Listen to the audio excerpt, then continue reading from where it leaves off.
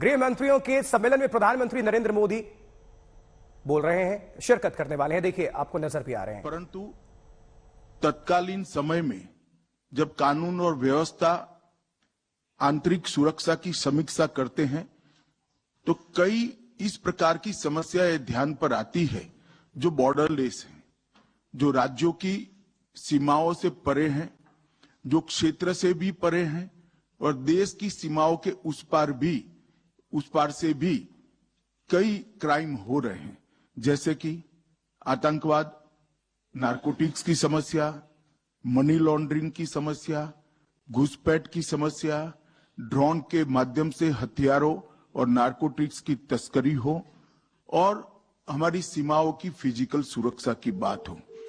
जब तक पूरे देश की पुलिस और केंद्र की एजेंसियों का ये सभी समस्याओं के प्रति रिस्पॉन्ड एक समान नहीं होता, इस समस्याओं के प्रति लड़ने की हमारी रणनीति एक नहीं होती, एक दिशा में एक साथ होकर सभी राज्य आगे नहीं बढ़ते हैं तो उनका सामना नामुमकिन है।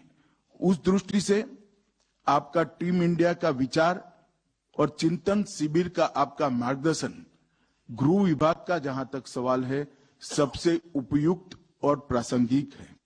यहां पर कल हमने राज्यों के लॉ एंड ऑर्डर को संभालने की रोज बरोज की आपाधापी में कई महत्वपूर्ण चीजें छूट जाती हैं, इस पर हमने ध्यान दिलाने का और सभी मुख्यमंत्री गृह मंत्रियों का ध्यान आकर्षित करने का प्रयास किया है। जैसे होमगार्ड और सिविल डिफेंस, नागरिकों को आंतरिक सुरक्षा के साथ जोड़ना और उनके मन में एक बोध खड़ा करने के लिए ये बहुत महत्वपूर्ण प्रक्रिया है, मगर वो आज कई सालों से वैसे ही पड़ी है जो सर्कुलर से होती है। Fire brigade, industrial security force, जन्म और मृत्यु के पंजीकरण का डिजिटल होना, आईपीएस डेप्यूटेशन पर राज्यों की ओर से भेजे नहीं जा सकते हैं, भारत सरकार की सभी योजनाओं में खर्च अनुपात में गृह विभाग में राज्यों ने बहुत कम किया है। इस प्रकार की कई समस्याओं पर कल हमने यहाँ पर चर्चा की है। इसके लिए एक प्रेजेंटेशन भी रखा गया था और सभी मुख्यमंत्री गृह मंत्रियों का ध्यान आकर्षित करने की हमने प्रयास भी किया है। और इसके साथ साथ लगभग सभी राज्यों के मुख्यमंत्री और गृह मंत्रियों ने कल बात रखी है। बचे हुए सारे गृह मंत्री आज भी बात रखेंगे, जिसमें राज्यों की बेस्ट प्रैक्टिसेस को साझा करने का भी काम हुआ है, जिससे एक राज्य के अच्छे प्रयोग को देश भर के राज्य स्वीकार कर सके।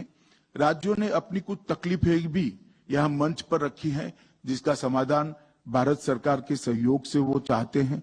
केंद्र से उनकी जो अपेक्षा है उसको भी मंच पर रखने का काम हुआ है और कुछ अच्छे सुझाव भी आए हैं। मैं आपको विश्वास दिलाता हूं कि हम सब मिलकर ये सारी समस्याओं के समाधान की ओर एक वाक्यता के साथ आगे बढ़ेंगे।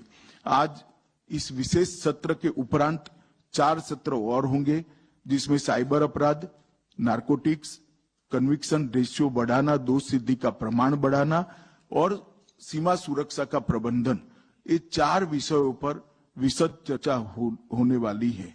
और इसके साथ साथ ये पूरे चिंतन शिविर में 2 दिन में आपने आजादी की जब शताब्दी मनाई जाएगी तब भारत सरकार के जो लक्ष्य निर्धारित किए हैं, इसमें गृह मंत्रालय के लक्ष्यों को भी हमने राज्यों के साथ साझा किया है। और 2047 में जब देश आजादी की शताब्दी मना रहा होगा तब देश की आंतरिक सुरक्षा और सीमा सुरक्षा दोनों क्षेत्रों में कहां तक किस लक्ष्य को प्राप्त करने के लिए समयबद्ध कार्यक्रम हमारा क्या होगा, इसकी भी आज सबको जानकारी मिलेगी। प्रधानमंत्री महोदय, हम सब बहुत आतुर है आपका मार्गदर्शन इस विषय पर प्राप्त करने के लिए और आपने हमारे निमंत्रण को स्वीकार कर हम सबको बहुत आनंदित और उत्साहित किया है।